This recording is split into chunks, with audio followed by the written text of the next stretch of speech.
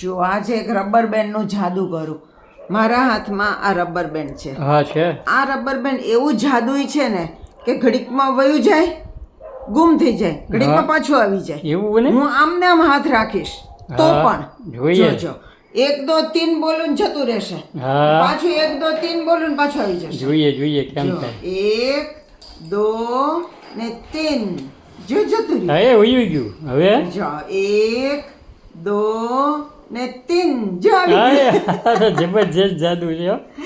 વાહ ભાઈ વાહ. ઘડીકમાં જતું રહે ને ઘડીકમાં આવતું રહે. તમારે શીખવું છે આ કેવી રીતે થાય? હા કરો. ચાલો શીખવું. જો આ રબર બેન્ડને પેલા હાથમાં પહેરી લેવાનું. બરાબર. પહેરી લીધું. પછી અહીંયા આ જે મોટી આંગળી છે ને એમાં નાખી દેવાનું. બરાબર. હવે આ દેખાય નહીં એટલે મેં આ માથામાં નાખવાનું રબર બેન્ડ અહીંયા પહેર્યું. એમાં વીંટી પણ રાખી શકાય. મારી આ વીંટી છે ને એ આ આંગળીમાં નથી જતી એટલે મેં આ કાળું રબર બેન્ડ રાખ્યું. બરાબર છે ભાઈ, સાચું. હવે અહીંયા જે છે આ એને ખેંચવાનું.